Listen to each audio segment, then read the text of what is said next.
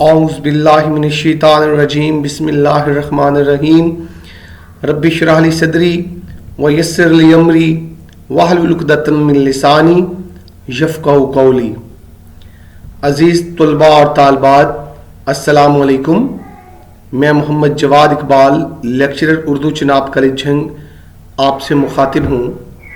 हमारा आज का मौज़ू सुख़न है रमूज़ी औक़ाफ़। साल दव्वम में हिस्सा ग्रामर का अहम सवाल रमूज़े औक़ाफ़ से मुतल्लिक है। रमूज़े औक़ाफ़ को अंग्रेज़ी में पंचुएशन कहते हैं।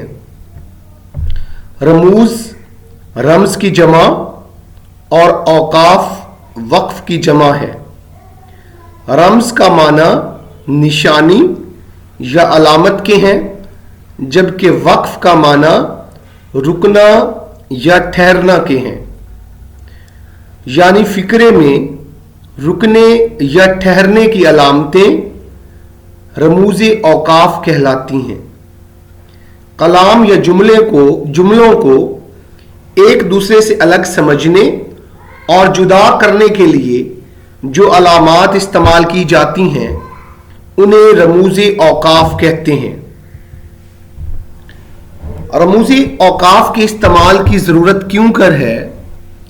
इंसान जब अपनी गुफ्तगू को मुअस्सर बनाने के लिए उसके आदाब की मुकम्मल रियायत करता है, वहीं उसके लिए ज़रूरी है कि ज़ुबान के अलावा अपने कलम से निकली हुई तहरीर में भी इसे मलहूज़ रखे।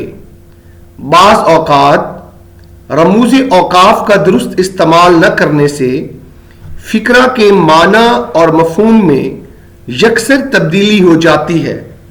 इसकी एक मिसाल मुलाहिज़ा कीजिए।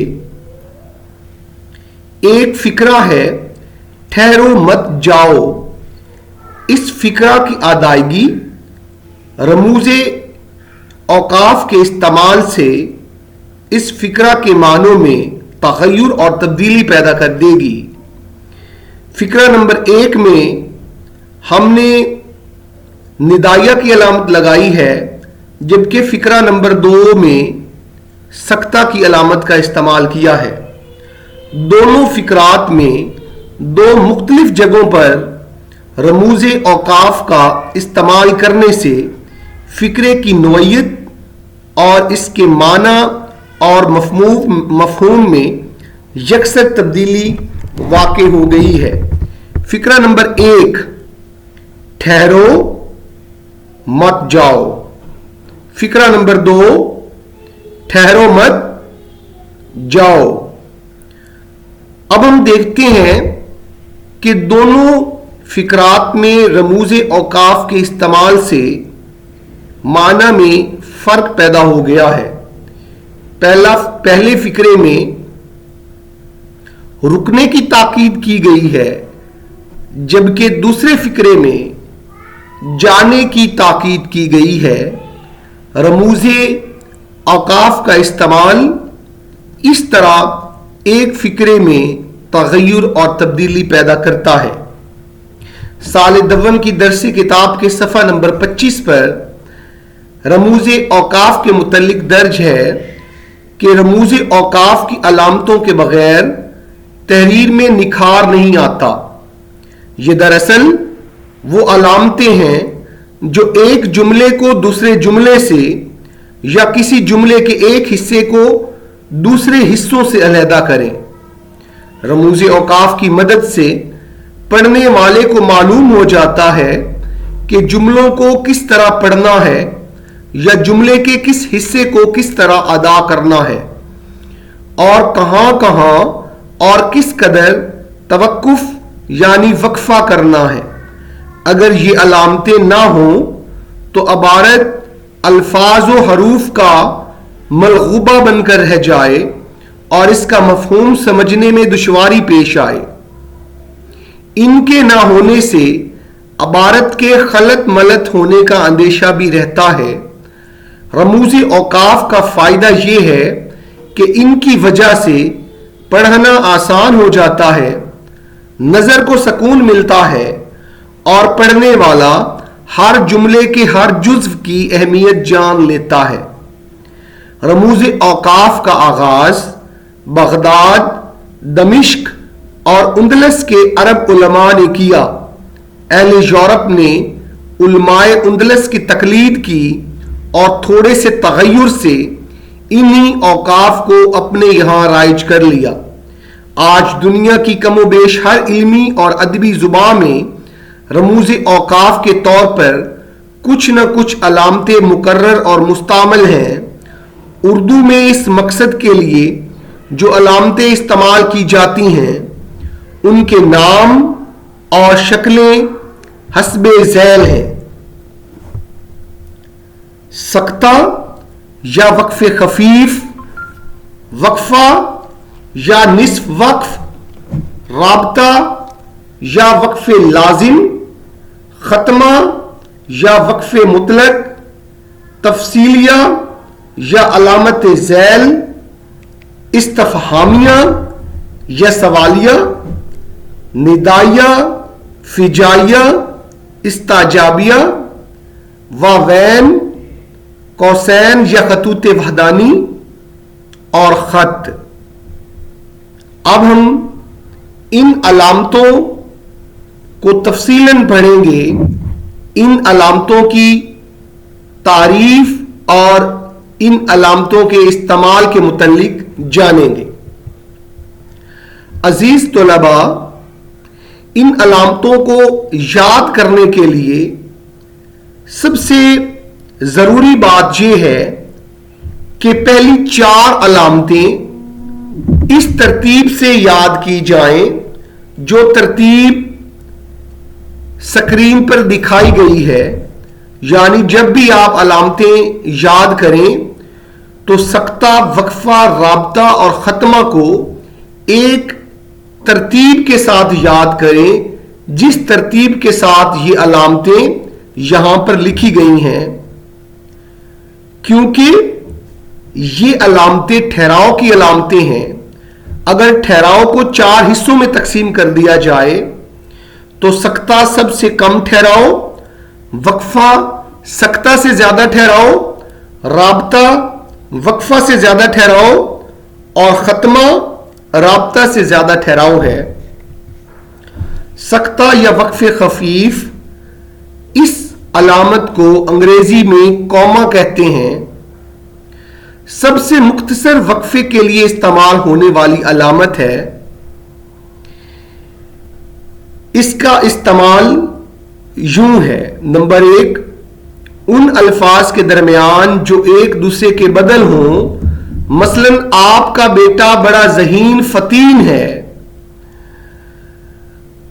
نمبر 2، جب کچھ ضمیروں کو حرف عطف سے ملایا جائے تو آخری 2 کے درمیان حرف عطف آئے گا جبکہ باقی کے درمیان سکتہ استعمال ہوگا۔ مثلا احمد، علی، اسلم اور اقبال آئے۔ ہماری دوسری علامت وقفہ یا نصف وقف ہے جس کو انگریزی میں سیمی کولن کہتے ہیں۔ عبارت میں سکتے سے زیادہ ٹھہراؤ کی ضرورت محسوس ہو تو وقفہ کی علامت استعمال ہوتی ہے۔ عام طور پر کسی جملے کے لمبے لمبے اجزاء اور متبادل جملوں کے درمیان یہ علامت استعمال ہوتی ہے۔ مثلا لاہور پنجاب کا، کراچی سندھ کا، کوئٹہ بلوچستان کا اور پشاور سرحد کا دارالحکومت ہے۔ مجھے بات کو بڑھانا منظور نہ تھا اس لیے خاموش رہا، ورنہ اینٹ کا جواب پتھر سے بھی دے سکتا تھا۔ مولوی عبدالحق قواعد اردو انشاء میں لکھتے ہیں، اس کا استعمال جملوں کے بڑے بڑے اجزاء کے درمیان ہوتا ہے جہاں سکتہ کے بالمقابل زیادہ ٹھہراؤ کی گنجائش ہو، جیسے سرخیاں بنانے کے طریقے، سرخیوں کی قسموں، ان کے لیے مطلوبہ صلاحیتوں، اخبار کی زینت کاری وغیرہ کے مسائل کو اس طرح بیان کیا گیا ہے کہ قاری کو کسی خشکی کا احساس نہیں ہوتا۔ اسی طرح جملوں میں ورنہ، اس لیے، لہذا، अगरचे, लेकिन वगैरह जैसे रब्त देने वाले अल्फाज से पहले वक्फा की अलामत इस्तेमाल होगी, जैसे मुश्क की तारीफ करना खुद अपनी कीमत को बढ़ाना है, वरना मुश्क तारीफ व तौसीफ से आला और कहीं बरतर व बाला होता है। मुस्तकिल मिजाजी से थोड़ा काम भी बेहतर है उस काम से जो मुस्तकिल मिजाजी से ना हो। इसलिए किसी भी फन में कमाल फन पैदा करने के लिए इस्तक़लाल जरूरी है। हमारी अगली अलामत है राब्ता या वक्फ़े लाजिम। इसको अंग्रेजी में कॉलन कहते हैं। राब्ता का ठहराव सक्ता और वक्फा से ज्यादा होता है। राब्ता की अलामत किसी का कौल दर्ज करने से पहले इस्तेमाल होती है, जैसे रसूलुल्लाह सल्लल्लाहु अलैहि वसल्लम ने फरमाया, आमाल का दारोमदार नियतों पर है, और इन सूरतों में भी इस्तेमाल होती है। सियाको सबाक राब्ता, शायर का नाम राब्ता। अगली अलामत का नाम है खत्मा या वक्फे मुतलक। इसको अंग्रेजी में फुल स्टॉप कहते हैं। किसी भी फिक्रे के इख्तिताम पर इस्तेमाल होती है। जब मुखफ़फ़ात को लिखते हैं तो उनके दरमियान में खत्मा की अलामत इस्तेमाल होती है। मुखफ़फ़ात को अंग्रेजी में एब्रीविएशन कहते हैं। मसलन इकबाल PhD थे मरासला नंबर लिखते हुए भी इस्तेमाल होती है। अजीज तलबा, सरकारी खतूत लिखते हुए जब उन खतूत का नंबर लिखा जाता है तो उस वक्त भी इस अलामत का इस्तेमाल किया जाता है। अजीज तलबा, हमने 4 अलामतें पढ़ी हैं। इन 4 अलामतों को इस तरतीब के साथ याद करना जरूरी है, क्योंकि अगर ठहराव को 4 हिस्सों में तकसीम कर दिया जाए तो सबसे कम ठहराव के लिए सक्ता, सक्ता से ज्यादा ठहराव के लिए वक्फा, और वक्फा से ज्यादा ठहराव के लिए राब्ता, और सबसे ज्यादा ठहराव के लिए खत्मा की अलामत इस्तेमाल होती है। हमारी आज की अगली अलामत का नाम तफसीलिया है, जिसको अंग्रेजी में कॉलन एंड डैश कहते हैं। किसी बात की तफसील बयां करने से पहले यह अलामत इस्तेमाल होती है। मसलन वर्जिश के फायदे दर्ज झैल हैं। सवालिया या इस्तफहामिया, इस अलामत को अंग्रेजी में साइन ऑफ इंटेरोगेशन कहते हैं। किसी भी फिक्रे में सवाल करने के लिए इस्तेमाल होने वाली अलामत सवालिया या इस्तफहामिया कहलाती है। यह अलामत कब, क्यों, कैसे और कहां के लिए इस्तेमाल होती है। मसलन आप कब लाहौर जाएंगे। निदाया या फिजाइया या इस्तजाबिया। इस अलामत की शक्ल तो एक है, लेकिन ये 3 मुख्तलिफ जगहों पर 3 मुख्तलिफ नामों से इस्तेमाल होगी। नंबर 1, निदाया। अगर जुमले में किसी को निदा देनी हो या पुकारना हो तो यह अलामत निदाया कहलाती है। मसलन उमैर, मेरी बात सुनो। नंबर 2, फिजाइया। दुख या खुशी के जज्बात के इजहार के लिए इस्तेमाल हो तो यह अलामत फिजाइया कहलाती है। मसलन उफ, कितनी गर्मी है। नंबर 3, इस्तजाबिया। हैरत या तमन्ना के लिए इस्तेमाल हो तो यह अलामत इस्तजाबिया कहलाती है। मसलन खुदाया, मेरी दुआ कबूल फरमा। वावैन, इस अलामत को अंग्रेजी में इन्वर्टेड कॉमास कहते हैं। अबारत में किसी बात को मनोअन यानी हू बहू बयां करना हो तो वावैन लगाते हैं। मसलन कायदे आजम ने फरमाया, मेहनत में अजमत है। मैंने रुखसाना से पूछा, तुम कहां जा रही हो। कौसैन या खतूत वहदानी, इस अलामत को अंग्रेजी में ब्रैकेट्स कहते हैं। जुमला मुतरजा या लफ्ज मुतरजा के लिए इस्तेमाल होती है। अजीज तलबा, जुमला मुतरजा या लफ्ज मुतरजा की तारीफ क्या है। ایک جملے میں استعمال ہونے والا وہ لفظ جس کے ہونے یا نہ ہونے سے اس جملے کی صحت پر کوئی اثر نہ پڑے لفظ مترجہ کہلاتا ہے، اور ایسا جملہ مترجہ کہلاتا ہے۔ مثلا آپ کی بیٹی مریم بہت ذہین ہے، یہاں پہ مریم لفظ مترجہ ہے، اگر ہم اس کو نکال دیں تو جملہ آپ کی بیٹی بہت ذہین ہے مکمل جملہ ہے اور اس کی صحت پر کوئی فرق نہیں پڑا۔ ناصر جو پچھلے سال فیل ہو گیا تھا اب کے پھر پاس نہیں ہو سکا، اگر جملہ مترجہ کو نکال دیا جائے، لفظ مترجہ کو نکال دیا جائے تو یہ جملہ اور اس کی صحت پر کوئی فرق نہیں پڑے گا، ناصر اب کے پھر پاس نہیں ہو سکا۔ ہماری اگلی علامت خط یا لکیر ہے جس کو انگریزی میں ڈیش کہتے ہیں۔ خط یا لکیر قوسین کے مترادف ہے۔ بعض اوقات جملہ مترجہ لکھتے ہوئے قوسین کی جگہ خط یا لکیر کا استعمال بھی کیا جاتا ہے، جیسے قائد اعظم محمد علی جناح نے پاکستان بنایا۔ اب اگر ہم محمد علی جناح کو نکال دیں تو قائد اعظم نے پاکستان بنایا ایک مکمل جملہ ہے۔ عزیز طلباء، یہ وہ علامتیں تھیں جو درسی کتاب میں دی گئی ہیں۔ ان کے علاوہ کچھ اور علامتیں بھی ہیں جن کا استعمال آپ کے لیے سیکھنا ضروری ہے۔ علامت حذف، اگر عبارت میں کسی چیز کا ذکر نہ کرنا ہو تو اس علامت کو استعمال کرتے ہیں۔ یہ علامت سبق میں دیے گئے پیراگراف کو مختصر صورت میں لکھنے کے لیے استعمال ہوتی ہے۔ جب ہم کسی پیراگراف کو مکمل صورت میں نہ لکھیں اور اس کو حذف کر کے لکھنا چاہیں تو اس صورت میں لکھتے ہیں کہ اس پیراگراف کے شروع کے کچھ الفاظ اور اسی پیراگراف کے آخر کے کچھ الفاظ لکھ کے درمیانی حصے کو حذف کر دیتے ہیں جب ہم مسلمان مل کر استقامت عطا فرمائے۔